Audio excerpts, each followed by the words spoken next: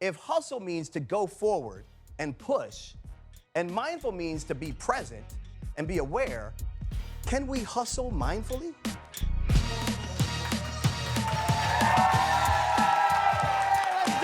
go! Yes!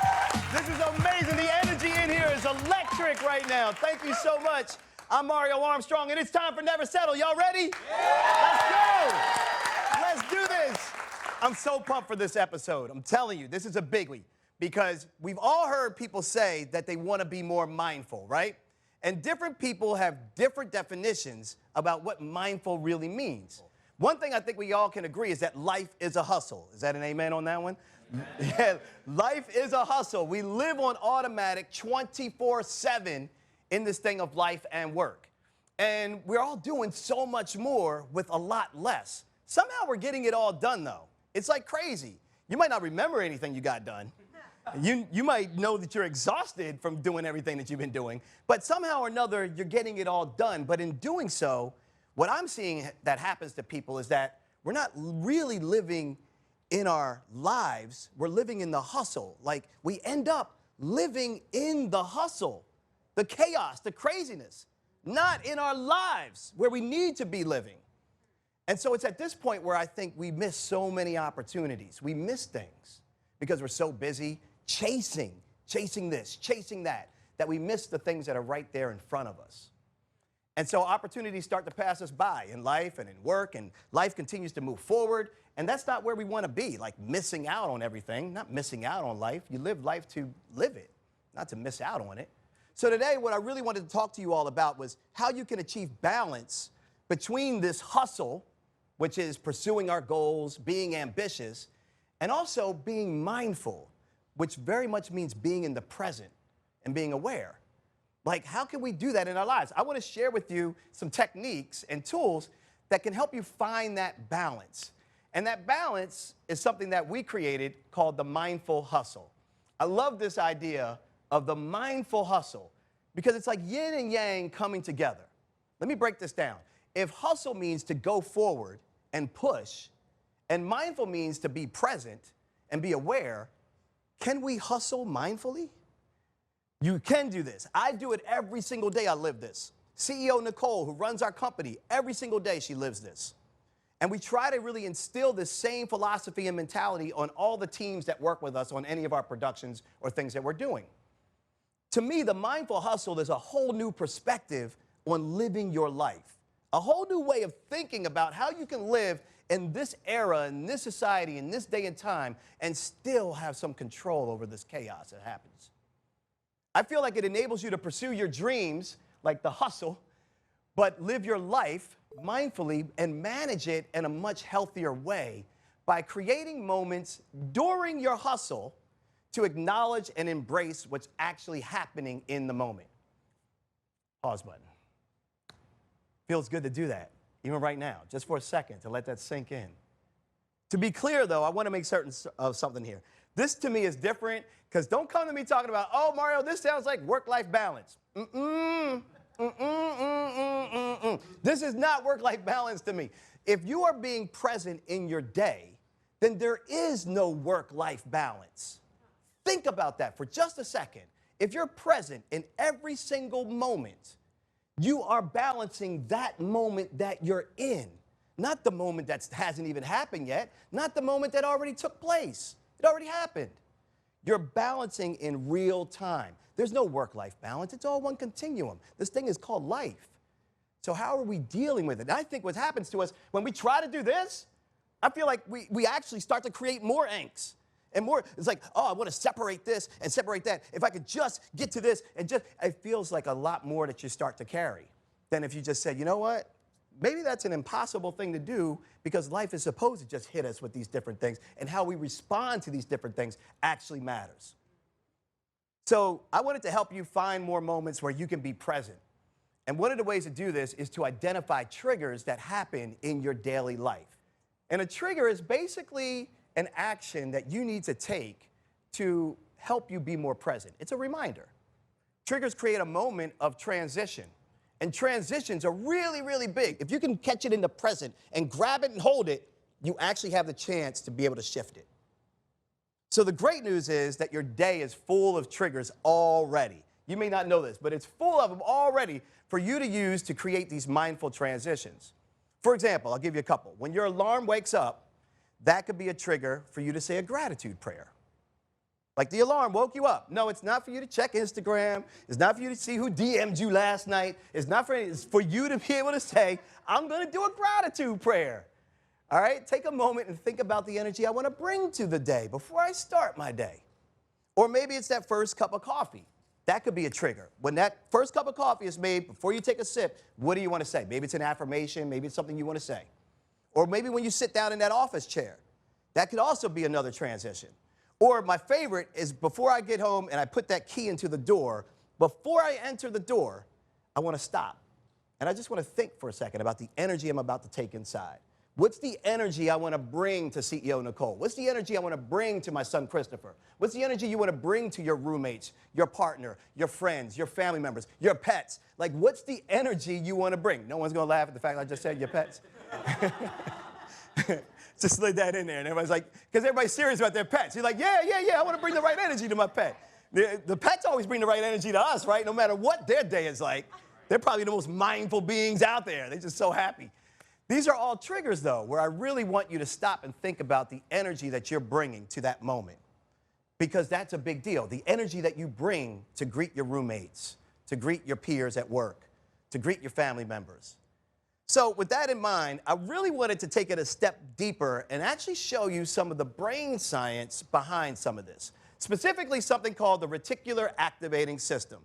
Don't know if any of you have heard of this before, but essentially it's a bunch of neurons that are firing at the base of your brainstem. Very, very small. It's about the diameter of a number 2 pencil. This is very small, but it's very powerful. And it serves as a filter in your brain to really point out and tell you what you told your brain is important to you. Let me give you an example. Have you ever noticed when you bought something, a product, and you start seeing it everywhere? Have you noticed this? Like you buy something, and then it's on, oh, it's now on every ad. Now everybody wants one. You know, oh, now everybody's got that same bag or those same shoes. All of a sudden, right? That's what it feels like. It's kind of weird, but it seems like it's everywhere all of a sudden. But that's your RAS. Your RAS is actually filtering because it said, you told your brain countless times, hey, this is important. Like if you hear your name being called out in a public environment, you're not even near anybody, and they say, Mario, and you go, wait, what?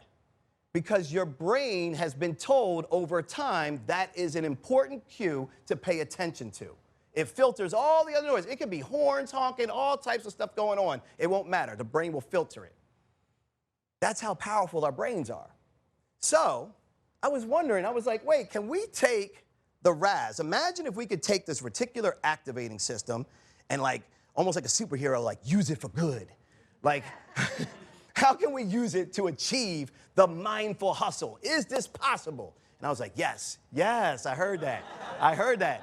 Y'all may not have heard that on YouTube, but it went, yes. That's how it went. By deciding to be in the present, you're telling your brain that these things are important. By being in the present is important. And when you do that, the RAS will begin to filter out the noise to help you be more present. So here's a way I want you to physically test this. I want you to try this out. What I want you to do, I'm going to make you do a random act of kindness. You're going to start holding the door open for strangers. You're going to just, that's what you're going to do. Over and over again, you're going to see an opportunity. Oh, no, I got that, ma'am. Oh, no, I got that, sir. Let me get that. You're going to seem like you're doing the most.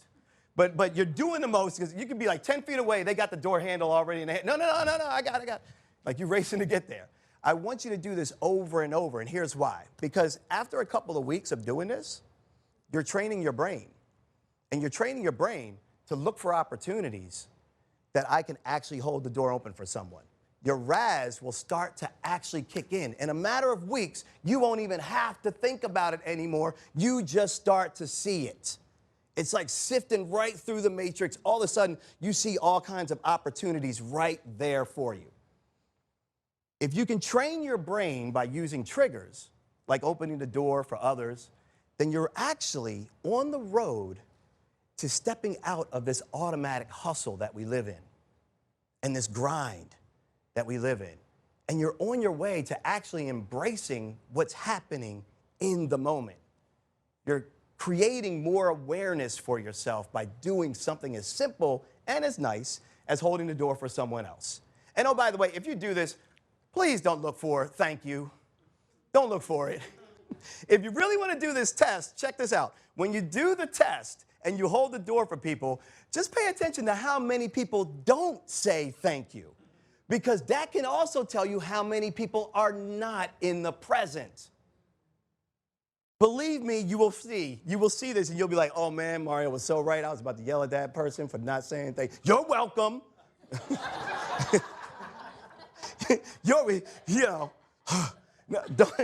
None of that. That's the wrong energy. That's not the reason why you're doing this, all right? Now that I've helped you figure out some triggers, I want to help you get to, like, really using transitions, because that's what triggers really help us do. They help us get to a point of transitions. And transitions are these pauses that happen for us. So I want to teach a few tactics for you that when you hit your transition, what do you do? The first thing I want you to do is the 3-4-7 breathing rule. Now, this is my favorite rule because anybody can do this at any time. This is a breathing exercise that essentially gets you relaxed and centered. That's all it is. The 3-4-7 breaks down like this, very easy. You're going to inhale for 3 seconds through your nose, using your belly, by the way, not your chest. Very important. Your belly should stick out a little bit. Hold your breath for 4 seconds, and then you're slowly going to exhale through the mouth for 7.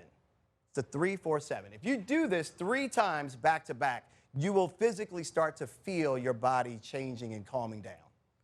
Your sympathetic nervous system is up. It's always up. You got a lot of stimulus happening, a lot of things coming at you. The minute you decide to calm all that down, you actually do feel it, because our bodies are so ramped up, even when we don't know they're ramped up. So when you take this first sip of coffee in the morning, you stop. That's the trigger, okay? And then you do the 3-4-7 rule. That's the breathing exercise. That's going to help you clear your mind. Then you can really think about what's the energy I want to bring to my day.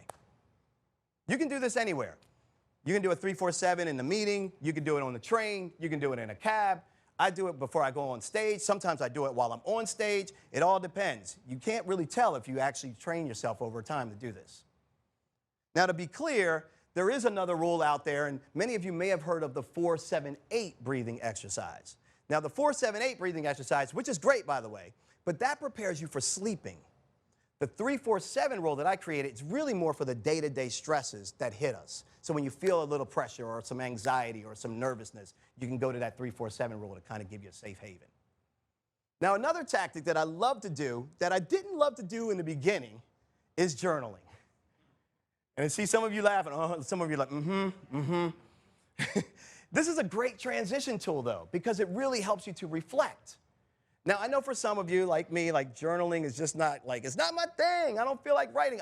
It feels like a chore. And then I don't really know what to write about, Mario. What do I write about? That's the most common thing I hear.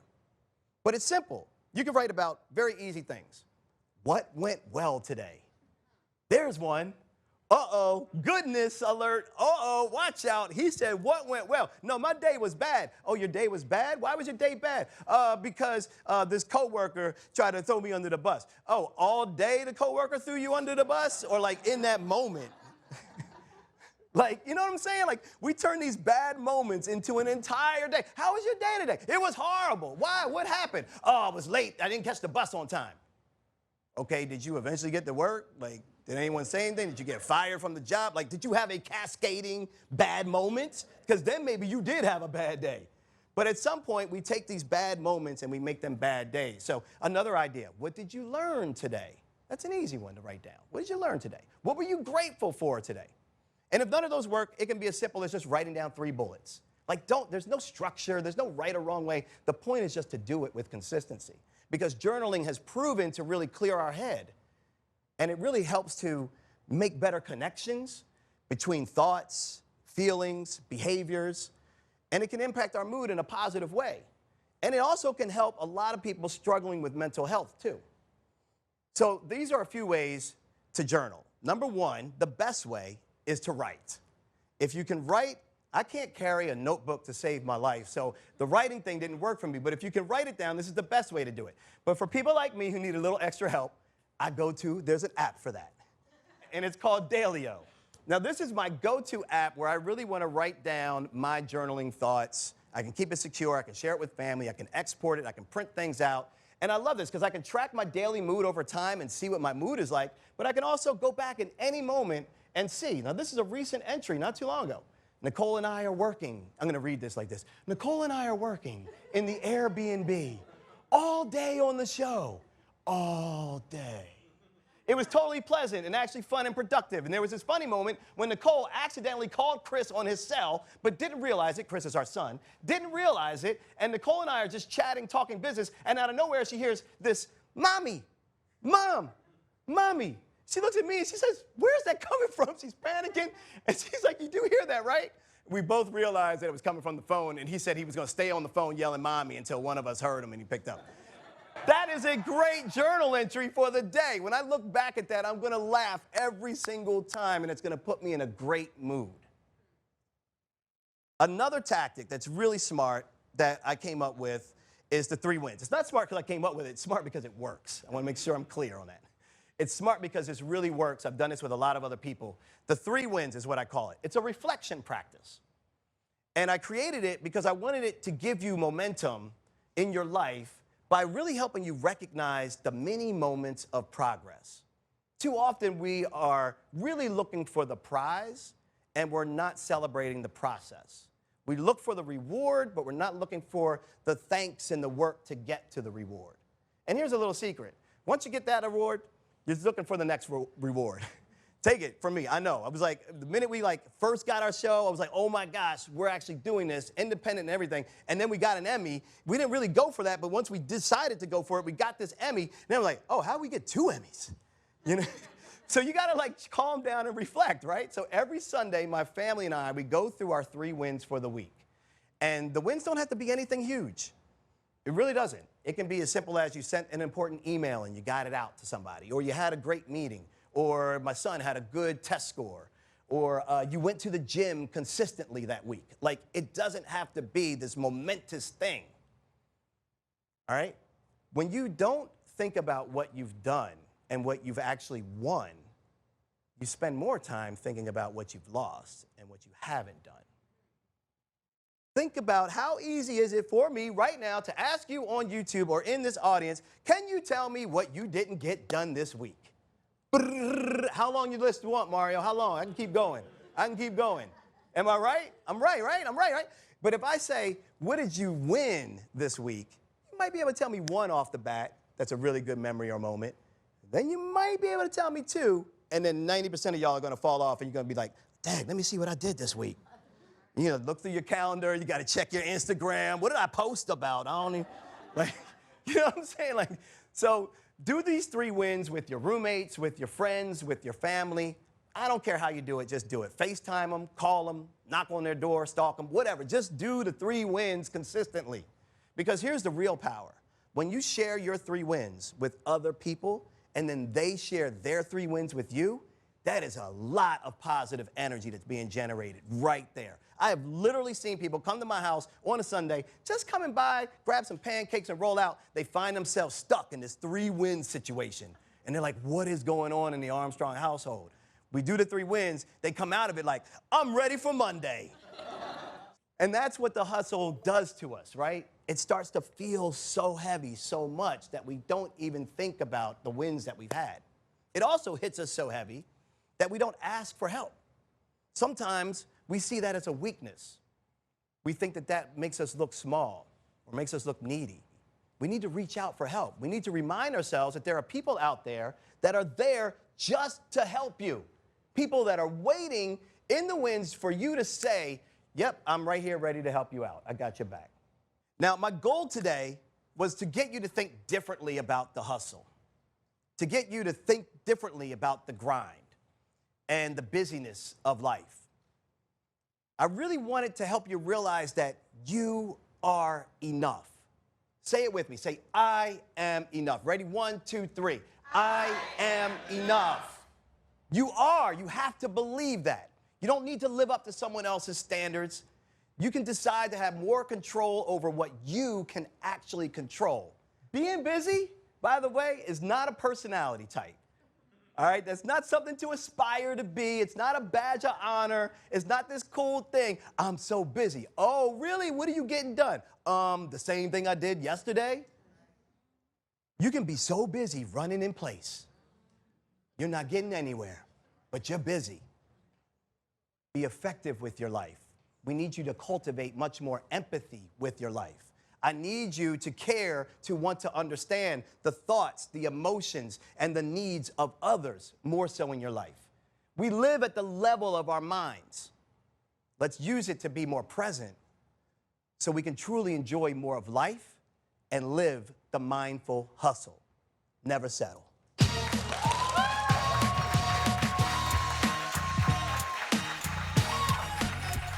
So we're building this community together, right, on this YouTube page. So I need to hear from you. I really want to get intimate. If you like what's going on, tell me what you like. If there are topics that you want me to talk about or touch on, tell me what those are. If you don't like what I'm talking about, tell me why. This is not just about me talking to you. It's about us having a conversation with us. So if this has been doing anything for you, like it, subscribe to it. It definitely matters. Hit the little bell icon for the notifications too, so you can get hit up for that. And then share it out. But even like I said, if you're not into what's being said, tell me why not, so that I can adjust to make it more pleasant and more valuable for you.